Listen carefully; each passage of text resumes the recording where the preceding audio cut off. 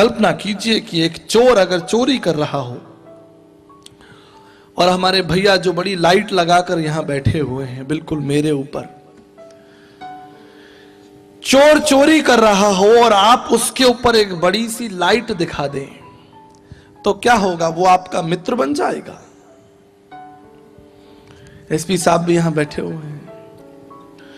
चोर चोरी कर रहा हो और बड़ी सी लाइट आप उसके ऊपर डाल दे, प्रकाश डाल दे, तो वो आपका मित्र हो जाएगा या शत्रु हो जाएगा? बोलिए। शत्रु हो जाएगा। क्यों? क्योंकि उसके काम अंधकार के हैं और आपने उसके ऊपर ज्योति चमका दी।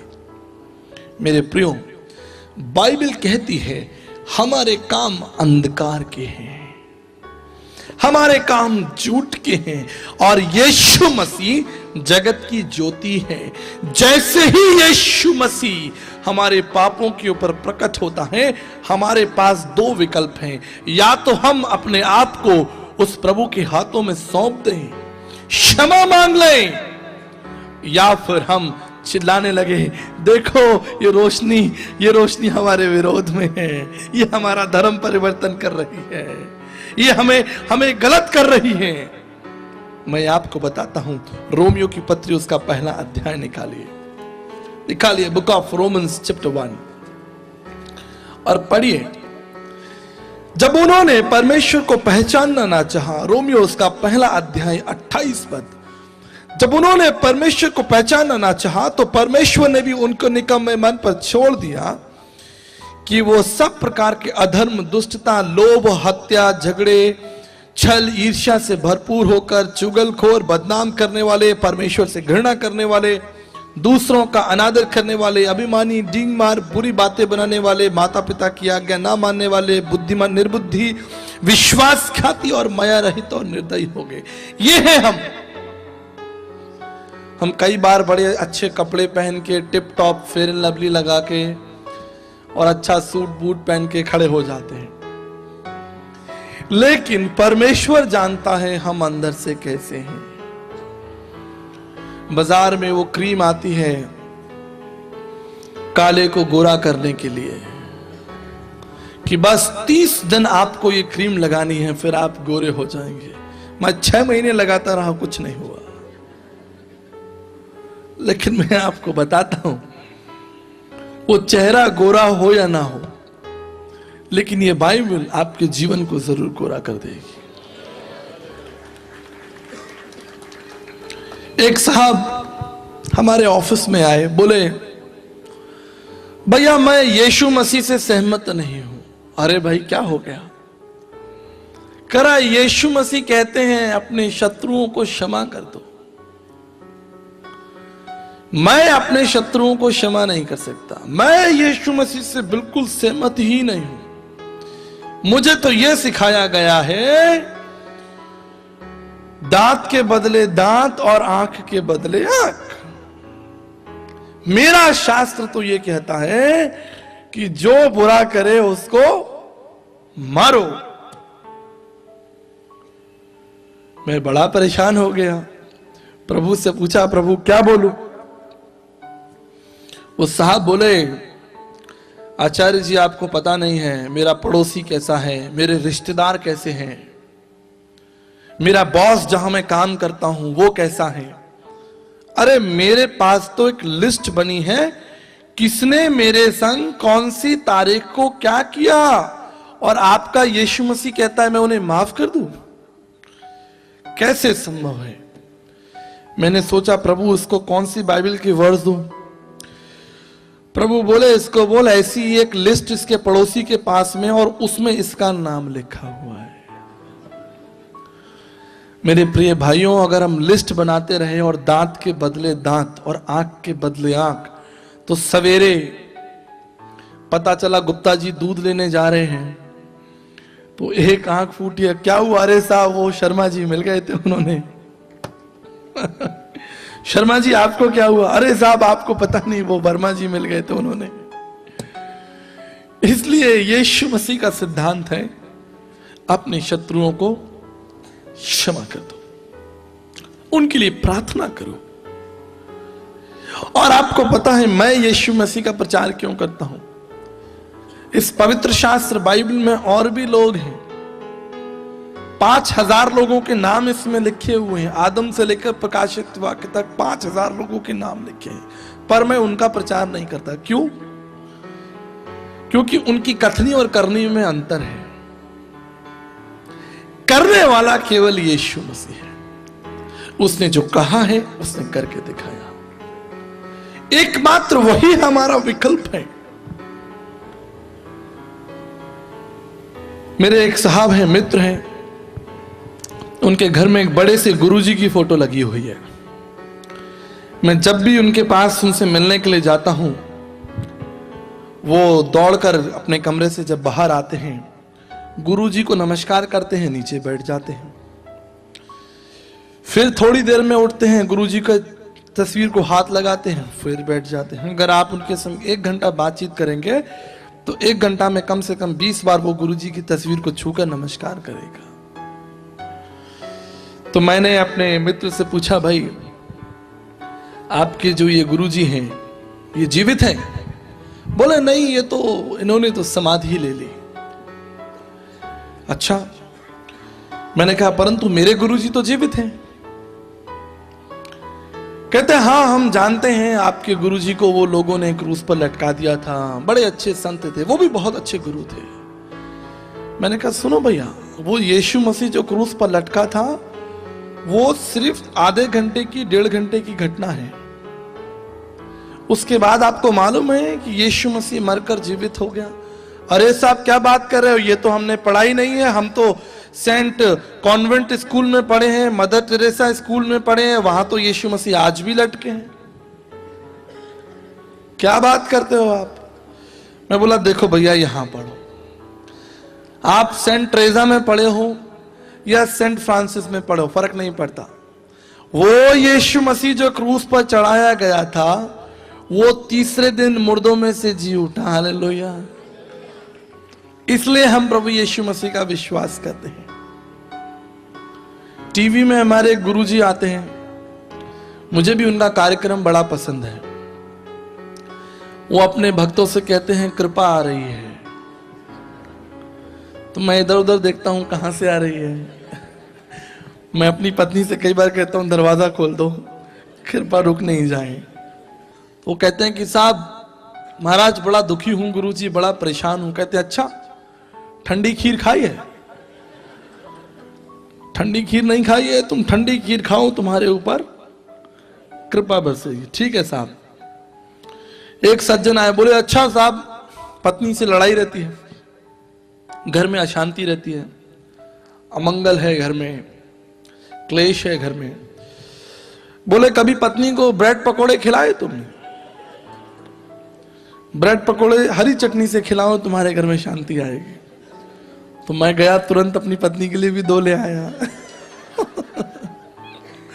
कि चलो भैया हमारे घर में भी शांति हो जाए थोड़ी।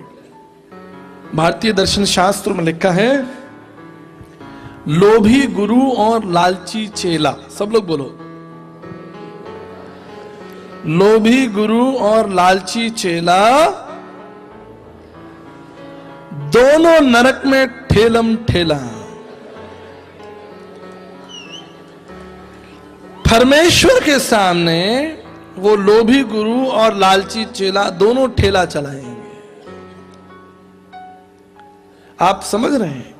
पवित्र शास्त्र बाइबल कहती है जीवित परमेश्वर के हाथों में पड़ना भयानक है। परमेश्वर की व्यवस्था और सिद्धांतों से खेलना मनुष्य के लिए बहुत खतरनाक है। मनुष्य परमेश्वर के सामने एक धूल है और आज वो मनुष्य स्वयं गुरु बन बैठा है। भारतीय दर्शन शास्त्र में लिखा है मांत्रिक उपनिषद में साक्षान्न गुरु रेव हरे, केवल परमेश्वर हमारा गुरु है, मनुष्य हमारा गुरु नहीं हो सकता। गुरु का मतलब है अंधकार को दूर करने वाला। गु माने अंधकार और रू माने दूर करने वाला। जो अंधकार को दूर कर दे वही आपका गुरु है और ये मनुष्यों से नहीं हो सकता। क्या एक अंधा दूसरे अंधे को मार्ग दिखा सकता है? क्या दोनों गड्ढे में नहीं गिरेंगे? गुरु कौन है? मैं आपको बताता हूं। भारतीय दर्शन शास्त्र ब्रह्म विद्या पद 31 में लिखा है, परमात्मा परमेश्वर स्वयंभू सृष्टिकर्ता प्रजापति स्वयं परमेश्वर हमारा गुरु है। कोई मनुष्य हमारा गुरु नहीं हो सकता। मनुष्य हमारा मित्र हो सकता है, भाई हो सकता है, लेकिन वो हमारा गुरु नहीं हो सकता जो हमको अपरोक्ष दर्शन करा सके। परमात्मा जो दासत्व में नहीं है, जो दूसरों पर निर्भर नहीं रहता, जो स्वयं केंद्रित है, स्वयं स्वचलित है, वो परमेश्वर हमारा गुरु है। ब्रह्म विद्या पद 31 में लिखा है। मुंडक उपनिषद 1:2-12 में लिखा है, श्रुतमम गुरु सब जानता है। श्रुतमम गुरु सब जानता है। मुंडक उपनिषद 1:2-12 में लिखा है, ब्रह्मनिष्ठम वो पूर्ण परमेश्वर है, आंशिक नहीं है। वो किसी संत और महात्मा के द्वारा नहीं, लेकिन स्वयं सर्वशक्तिमान परमेश्वर है। ब्रह्मनिष्ठम अथर्ववेद 11:5-17 में लिखा है, वो ब्रह्मचारी है। ब्रह्मचारी है, वो शादी ब्याह करके बच्चे पैदा नहीं करता। पढ़नी 4:4-98 में लिखा है, वो निष्पाप निष्कलंक है, उसके अंदर कोई पाप नहीं है, दोष नहीं है। पढ़नी 4:4-98 में लिखा है, वो निर्मल और त्रिकाल यज्ञ है, तीनों लोकों का स्वामी है। और विवेक चूड़ामणि 34-56 में लिखा है, वो संपूर्ण मनुष्य जाति के लिए शरण स्थल है। शरण स्थल है। ये 7 महत्वपूर्ण चिन्ह, 7 महत्वपूर्ण बातें। पहला परमात्मा, दूसरा श्रोतिमम, तीसरा ब्रह्मनिष्ठम, चौथा ब्रह्मचारी, पांचवा निष्पाप निष्कलंक, छठा निर्मल त्रिकालयज्ञ और 7वां शरण स्थल। ये 7 महत्वपूर्ण चिन्ह जिसमें है, केवल वही हमारा गुरु हो सकता है। और इसलिए दर्शन शास्त्र में लिखा है, परमात्मा द मोस्ट हाई, बाइबल में लिखा है, यीशु मसीह पहला और अंतिम है, आदि और अल्फा है। कुलिसियों की पत्री में लिखा है, सब वस्तुएं उसके द्वारा ही रची गई हैं। वो प्रथम है, प्रथमजा, वो प्रारंभ है। श्रोत्रमम सब बातों का जानने वाला है। यीशु मसीह को पता था कि किस मछली के मुंह में सिक्का मिलेगा। यीशु मसीह को पता था कि कौन सा शिष्य उनको पकड़वाएगा। यीशु मसीह को पता था कि मुझे वो दर्दनाक मृत्यु को सहना है, वो भयानक क्रूसीय बलिदान को सहना है। यीशु मसीह को पता था कि मैं तीसरे दिन जीवित हो जाऊंगा। इसलिए उसने अपने शिष्यों से कहा, तुम डरना नहीं, देखो मैंने मृत्यु को जीत लिया है, मैं मृत्यु पर जयवंत हूं। उसको पता था। अथर्ववेद 11:5-17 में लिखा है, ब्रह्मचारी, यह भविष्यवाणी है, जब परमेश्वर अपने आप को संसार में प्रकट करेगा, उसका जीवन कैसा होगा। वो परम सन्यासी, परम वैराग्य ब्रह्मचारी होगा। इसलिए मत्ती 5:17 में लिखा है कि मैं उन भविष्यवाणियों को पूरा करने आया हूं। उन भविष्यवाणियों को पूरा करने। निष्पाप निष्कलन। राजा की पत्नी कहती है, इसके विषय में हाथ मत डालना, ये एक धर्मी पुरुष है। जब यीशु मसीह क्रूस पर लटका था, तब डाकू ने कहा, हमने तो पाप किया है, लेकिन इसने कोई पाप नहीं किया। क्या पाप था यीशु मसीह का? निष्पाप निष्कलंक निर्मल त्रिकालयज्ञ, तीनों लोकों का स्वामी, उसका सिंहासन आसमान में है और पृथ्वी उसके पांव की चौकी है। और याद रखिए, जब प्रभु यीशु मसीह का आत्मा उसकी शरीर से निकल गया, 3 दिन उसका आत्मा पाताल लोक में था, कैदी आत्माओं को सुसमाचार सुनाने के लिए। वो तीनों लोकों का स्वामी है। वो स्वर्ग, पृथ्वी और पाताल का परमेश्वर है। लिखा है शरण स्थल, उसमें लोग शरण पाएंगे। जब उस स्त्री के ऊपर पत्थर वहा किया जा रहा था, एक भी व्यक्ति उसको बचाने के लिए तैयार नहीं था। सब उसके विरोध में खड़े थे।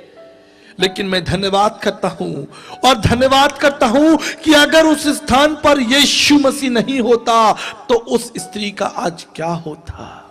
उस स्त्री ने यीशु मसीह में शरण पाई, इस अंधे ने यीशु मसीह में शरण पाई। कोई उससे प्यार नहीं करता, कोई उस स्त्री से प्रेम नहीं करता, कोई इस अंधे की चिंता नहीं करता, कोई उस सामरी स्त्री की चिंता नहीं करता जिसका वर्णन यूहन्ना 4 में है।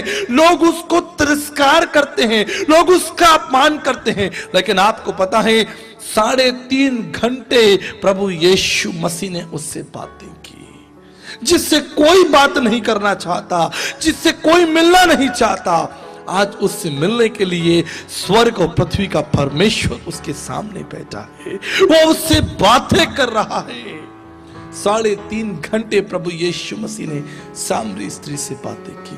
शरण स्थल, वो लोग जिनसे कोई मिलना नहीं चाहता, जिनका समाज में कोई स्थान नहीं है, उन लोगों को उसने अपने जीवन में शरण दी, बुलाया।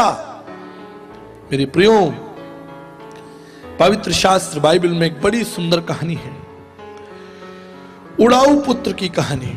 लूका 15 अध्याय में आपको मिलती है। निकाल लीजिए अगर आपके पास पवित्र शास्त्र बाइबल है तो।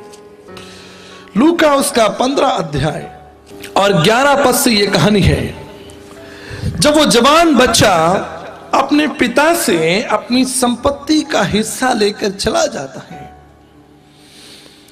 और अपने प्राणों की रक्षा के लिए वो सूअरों के बाड़े में अपने जीवन को काटता है, उसका धन समाप्त हो जाता है, उसके मित्र उसे छोड़कर चले जाते हैं। एक दिन उसके मन में यह विचार आता है कि वो कहता है, मैंने स्वर्ग के परमेश्वर और अपने पिता के विरोध में पाप किया है, अब मैं उठकर अपने पिता के पास जाऊंगा और अपने पिता से क्षमा मांगूंगा। मेरे प्रियो, मैं आपको बताना चाहता हूं, हमारे देश में एक बड़ा मुद्दा है जिसे हम घर वापसी कहते हैं, और मैं आपको बताता हूं, घर वापसी का मुद्दा परमेश्वर का मुद्दा है। घर वापसी का मुद्दा बाइबल का मुद्दा है। हर बालक अपने पिता को ढूंढता है और अपने घर लौटना चाहता है। उसने कहा, मैं अपने घर जाऊंगा और अपने पिता से कहूंगा कि पिता, मैंने तेरे विरोध में पाप किया है, I have sinned against you, मुझे क्षमा कर दो। जब वो मार्ग में था, 20 पद में लिखा है, अभी वो मार्ग में ही था, उसके पिता ने उसे देख लिया और दौड़कर गले लगाया। मैं आपको बताना चाहता हूं, इतने दिनों जब उसका पुत्र उससे दूर था, उस पिता को नींद नहीं आती होगी, उस पिता का मन हमेशा व्याकुल रहता होगा। क्यों? क्योंकि वो उसका जनक है, वो उसका सृष्टि करता है, उसने उसको पैदा किया है, वो उसके लिए तड़पता है। अगर इतने दिनों में वो जवान लड़का तड़पा है तो उसका पिता भी ठीक से सो नहीं पाया होगा। उसके मन में प्रत्येक दिन यही प्रश्न होगा, काश एक दिन मेरा बेटा लौट कर आ जाए। और जब उसका पुत्र लौट कर आया, वचन में लिखा है, उसने उस पर तरस खाया, उसे गले लगाया, चूमा।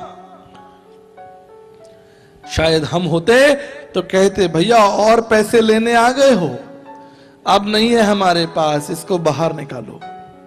लेकिन उसके पिता ने दौड़कर उसे चूमा, उसे प्यार किया, उसे गले लगाया, उसके हाथ में वो अंगूठी पहनाई और उसको अपना पुत्र स्वीकार कर लिया। मेरे प्रियो, आज परमेश्वर आपसे क्या चाहता है? परमेश्वर आपका धर्म नहीं बदलना चाहता। परमेश्वर चाहता है कि आप पापों से स्वतंत्र हो जाएं।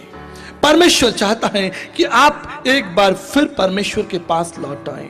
भारतीय दर्शन शास्त्र मनुस्मृति अध्याय 2 में लिखा है, पापम पाप कर्मा पापात्मा पाप सम्मात्रा हिमाम पुंडक्षम सर्व पाप हरे हरे। एक परमेश्वर हमारे पापों को क्षमा कर दीजिए। हम जो पाप में डूब चुके हैं, हम पर तरस खाइए। और लिखा है, पिता ने अपने पुत्र पर तरस खाया। ऋग्वेद उसका 10वां मंडल में लिखा है, प्रभु हमें पाप से स्वतंत्र कीजिए। ऋग्वेद 7:86 में लिखा है, हमें दंड मत दीजिए। ऋग्वेद 5:85 में लिखा है, आप हमारे पापों को क्षमा कर दीजिए। और यीशु मसीह संसार में क्यों आया? यीशु मसीह संसार में इसलिए आया कि पापियों को क्षमा किया जाए। क्षमा का संदेश, उससे पहले बहुत से संदेश थे। जो पाप करे उसको मार दो, जो गलत करे उसको सजा दो। लेकिन कौन ऐसा व्यक्ति है जिसने पाप नहीं किया?